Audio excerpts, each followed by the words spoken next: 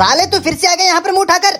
तुझसे मैंने कितनी बार कह दिया है कि तेरा केस मैं नहीं लूंगा नहीं लूंगा, उसके बाद भी यहाँ पे तेरी ऐसी तैसी मरवाने आ जाता है तू।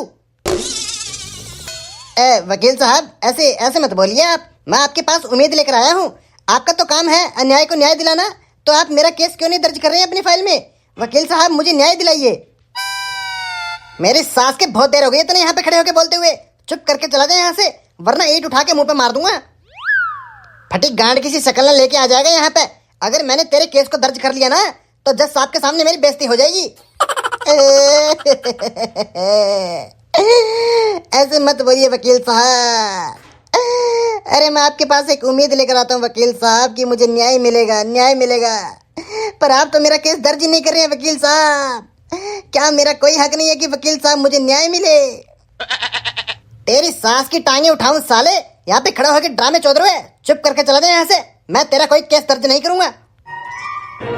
वकील साहब बहुत देर हो गई है आपको ये आदमी को रुलाते हुए। अरे क्या हो जाएगा अगर आप इसका केस दर्ज कर लेंगे तो?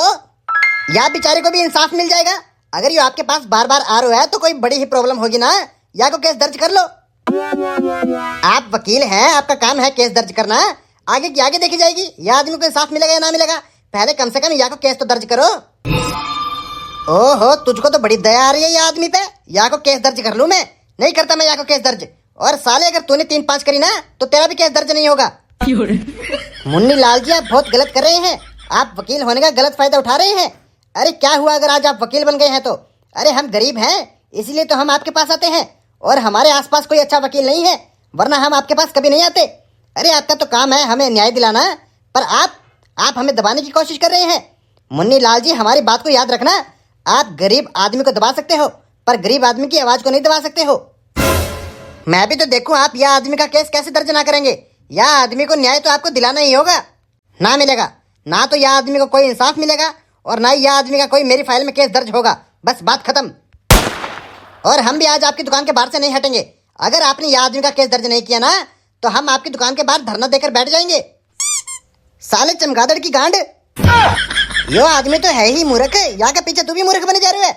यहाँ को केस दर्ज कर लो, यहाँ पे बैठोगे धरना देकर। तू चाहे मेरी दुकान के सामने धरना दे के बैठ, चाहे कुछ मर्जी कर, पर मैं यह आदमी को केस ना आज दर्ज करूंगा और ना ही कल करूंगा। जज साहब के सामने मुझे मेरी बेइज्जती थोड़ा ना करवानी है। मुन्नी लाल जी तो अब आप इतने बड़े आदमी बन गए हैं कि हम जैसे छोटे लोगों का अगर आप केस ले लेंगे तो आपकी बेइज्जती हो जाएगी। हम जैसे गरीबों को न्याय दिलाने में आपकी बेइज्जती होती है। अरे मूर्ख आदमी, मैं तुझसे क्या कहना चाहता हूँ, मेरी बात तेरे दिमाग में नहीं घुस रही है क्या? साले गुंगराली गांड, मैं तुझसे कहना चाहता हूँ कि मैं तेरा केस दर्ज कर लूंगा। तेरे पीछे वो चाचा खड़े हैं ना, उनका केस दर्ज कर लूंगा, और चाहे कोई भी आ जाए मैं उसका केस दर्ज कर लूंगा, पर यह आदमी को केस ना दर्ज करूंगा मैं। ऐसा क्या है या भाई साहब का केस में जो आप इनका केस दर्ज नहीं कर रहे हैं? हाँ अब कर रहे हो तू समझदारी वाली बात, या बात पूछ के कि यहाँ का केस में ऐसा का है। ये आदमी मेरे पास लगातार पिछले 1 महीने से आ रहा है, और जिस दिन मैंने इसकी शिकायत दर्ज करने के लिए इससे पूछा तो या ना मुझे ऐसी बात बता दी कि अगर मैं वहाँ केस न लेके अगर कोर्ट में पेश हो जाऊंगा तो मेरी बेइज्जती हो जाएगी। अब बता भी दो यहाँ की शिकायत में ऐसा कहा है जो आप यहाँ को केस दर्ज ना कर रहे। ये आदमी मुझे आके कहता है कि जिस दिन इसकी शादी तय हुई थी उस दिन इसकी पत्नी हीरोइन जैसी लग रही थी। बड़ी बड़ी हीरोइन यहाँ की पत्नी के सामने फीकी पड़ रही थी, एक तरह से सूतली बम लग रही थी। शादी के बाद या ने अपनी पत्नी के संग सुहाग रात बनाने की सोची, और उस दिन भी या की पत्नी बिल्कुल हीरोइन जैसी लग रही थी। फिर या ने सुहाग रात वाले दिन कम से कम अपनी पत्नी की 3-4 बार दुग्गी बजाई, और सुहाग रात के अगले ही दिन इसकी पत्नी ने उठकर अपना मुंह धोया, और यह आदमी कहता है कि वो पत्नी इसकी है ही ना। अब ये मूर्ख आदमी बोल रहा है कि जिसके संग इसने सारी रात गुजारी वो औरत वह है ही ना। वह औरत रातों रात किसी ने बदल दी और वह औरत की जगह कोई और औरत आ गई। अब ऐसा कैसे हो सकता है बता मुझे? और ये वही औरत पे केस करवा रहा है। अब इस मूर्ख का कौन समझाए? मेकअप के पीछे कुछ और होता है और मेकअप के ऊपर कुछ और होता है। अब तू ही बता मुझे, जज साहब के सामने मैं शिकायत कैसे लेके जाऊंगा? क्या कहूंगा मैं जज साहब से कि मेकअप के अंदर लड़की कुछ और थी और मेकअप के बाद कुछ और है, और ये अपनी ही पत्नी पे केस करवा रहा है? या हिसाब से तो यह आदमी की अकल भी चूतिया जैसी है और शकल भी चूतिया जैसी है, और सास की बातें भी चूतिया जैसी कर रहे है। अरे भैया तुम तो ऐसे मत बोलो, अरे तुम तो मेरे दर्द को समझो, बहुत गलत हुआ है मेरे संग। चुप मर जा साले, वरना तेरी गांड में दोनों हाथ देके तेरी गांड फाड़ दूंगा। समय बर्बाद किए जा रहे हो यहाँ पे खड़े होके। इतनी देर होगी तुझे आंसू बहाते हुए, मैं चिंता में पड़ गया। ना जाने ऐसी कौन सी समस्या हो गई है भाई को जो वकील साहब यहाँ की कंप्लेंट दर्ज ना कर रहे। अब पता चली है मेरी सास के मन तो ऐसा कर रहा है कि तेरी गांड पे लात मारो खींच के। कितनी देर होगी तेरे पीछे खड़े हुए, मैं तो यह बात सोचे जा रहा हूँ कि भाई के संग पता नहीं ऐसा क्या गलत हुआ है जो भाई को इंसाफ नहीं मिल रहा। मुझे लगा कि तेरे संग किसी ने छीना झपटी करी है, बीच चौराहे पे किसी ने लड़ाई झगड़ा किया है, तब तुझे इंसाफ ना मिल रहा। पर मेरी सास को जाके दुग्गी पेल रहे हो, वापस केस करवा रहे हो। निकल यहाँ से, और अगर यहाँ पे आसपास फिर से दिखाई देगा ना तो साले टांगे तोड़ दूंगा तेरी। मुन्नी लाल जी, थोड़ा सा मुझे बता दीजिए कि मेरी जमीन पे जो कब्जा हुआ है वो कब्जा कितने दिन में छूटेगा? अगले महीने 12 तारीख को तेरी जमीन का कब्जा छूट जाएगा और उसके बाद जमीन तेरे नाम हो जाएगी। ठीक है मुन्नी लाल जी, अब चलता हूँ मैं। हाँ चाचा बताइए कैसे आना हुआ, कोई समस्या है क्या? नाजी वकील साहब, समस्या तो कोई ना है, मैं तो बस ये पूछने के लिए आपसे यहाँ पे आया हूँ कि वकील कैसे बना जाता है। वकील? अरे वकील बनने का सबसे आसान तरीका है, जब तुम सुबह सुबह टट्टी करने जाओगे ना तो वह टट्टी ना हाथ में लेके वह टट्टी के ऊपर काले पेन से वकील लिख देना और फिर वह टट्टी ना खा लेना, तुम वकील बन जाओगे। ए वकील साहब, कैसी पागलों वाली बातें किए जा रहे हो? ऐसा करने से कोई वकील थोड़ा ना बनता है। उल्टा कि लोग मुझे यह बात बोलेंगे, खुद की ही गांड में से गू निकाल के खुद ही खाए जा रहे हो। तो मादर चौथ, यह बात तो तुझे भी पता है ना कि पढ़ाई लिखाई से ही वकील बना जाता है, फिर भी मुझसे पूछ रहे कि वकील कैसे बना जाता है। ए वकील साहब, बुरा मत मानिएगा मेरी बात का, मुझे तो ऐसा लग रहा है कि आप फर्जी वकील हैं, आपने कोई फर्जी वाड़ा किया है। मेरी सास के, तुझे पता भी है तू किसके सामने खड़ा है? वकील हूं मैं, वकील। साले तुझे पता भी नहीं लगने दूंगा किस केस में अंदर किया है तुझे। ए वकील साहब, गलती मानू मैं, मेरी गलती हो गई मुझसे। निकल लो यहाँ से, वरना पता नहीं सास को का इल्जाम लगाकर मुझे जेल में डाल देगो और फिर वहां के बाद गांड पे पटा मारेंगे पुलिस वाले, वह अलग। नमस्ते मुन्नी लाल अंकल जी। नमस्ते बेटा, नमस्ते। अरे कैसा है बेटा पद्दू? क्या पद्दू? ए यो पद्दू कौन है? कोई मेरा पीछे भी ना खड़ो तो ये अंकल पद्दू किसे बोल रहे हैं? अरे बेटा पद्दू, तुझे से ही बात कर रहा हूँ मैं। आज कैसे आना हुआ पद्दू बेटा? ए अंकल जी, आप मुझे पद्दू बोल रहे हैं? मेरा नाम पद्दू थोड़ी ना है, मेरा नाम तो बारूद है। हाँ बेटा, मुझे मालूम है कि तेरा नाम बारूद है। तो अंकल, जब आपको पता है कि मेरा नाम बारूद है तो आप मुझे पद्दू क्यों बोल रहे हैं? अरे बेटा, वो क्या है ना कि जब तू पैदा हुआ था ना तब तेरी गांड बहुत मोटी थी और तेरी गांड की छेद तो तेरी गांड से भी मोटी थी। जब बेटा तू छोटा हुआ करता था ना तब मैं तुझे अपनी गोदी में खिलाया करता था और तू हमेशा से ही गांड चौड़ी करके पाद मारा करता था, तब मैंने तेरा नाम पद्दू रखा था। अंकल जी, कुछ तो शर्म कीजिए, एक छोटे बच्चे से आप कैसी बातें कर रहे हैं? और बता फिर बेटा, आज कैसे आना हुआ यहाँ? वो अंकल जी, कहा है ना कि पापा को जेल हो गई।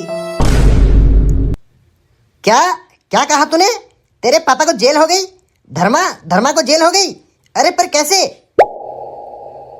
वो बात कुछ ऐसी है अंकल, पापा पर किसी ने हीरा चोरी करने का झूठा इल्जाम लगा दिया और वह झूठे इल्जाम के कारण पुलिस पापा को उठाकर लेके चली गई। अब यह बात को 3 दिन हो चुके हैं, पर 3 दिन से पुलिस वालों ने पापा को छोड़ा ही ना, रिमांड पर ले रखा है पापा को। तो तेरे पापा पे झूठा इल्जाम लगाया किसने? तेरे पापा ने क्या हीरा चोरी किया था? नहीं अंकल, वो कहा है ना कि पास वाले हीरे के शोरूम में से एक हीरा चोरी हो गया, तो उसी दिन पुलिस वाले वह हीरे की छानबीन में लग गई और फिर उसी रात पापा घर आ रहे थे, तभी पापा ने जैसे ही गाड़ी खड़ी करी तो गाड़ी के नीचे हीरा मिला और वहीं पर पुलिस आ गई। तब पुलिस ने देखा कि गाड़ी के नीचे तो हीरा पड़ा है और फिर पुलिस वालों को लगा कि ये हीरा पापा ने चुराया है, तब वो पापा को उठाकर लेके चले गए। मेरे दोस्त धर्मा को 3 दिन हो गए जेल में गए हुए और तू मुझे आज बता रहा है? इतने दिन कहाँ था तू? अभी तक तो पुलिस वालों ने डंडे पर तेल लगा के बाकी गांड पे खूब बजाई होगी। जल्दी से आजा मेरे पीछे, हमें पुलिस थाने जाना होगा। अगर एक बार ये आदमी अपना मुंह खोल देना कि इसने हीरा कहाँ छुपा रखा है तो उसके बाद वह हीरे को ढूंढने मैं जाऊंगा। क्यों? हीरा ढूंढने तो मैं ही जाऊंगा, हीरा ढूंढने की ड्यूटी बड़े साहब ने मेरी लगाई है, तेरी ड्यूटी यहाँ बैठे रहने की है सिर्फ, और तू तेरी ड्यूटी कर, मैं मेरी ड्यूटी करूंगा। अरे बड़े साहब को मुझ पर बहुत भरोसा है, तभी तो उन्होंने ये काम मुझे सौंपा है। तो तू मेरी जगह नहीं बैठ सकता है क्या? मैं तेरी जगह चला जाऊंगा काम करने, तू मेरी जगह बैठ के मेरा काम कर लेना। सास को उल्टा मुझे से कह रहा है कि बड़े साहब को तुझ पे भरोसा है, तो मैं गांडू दिखाई दे रहा हूँ तुझे?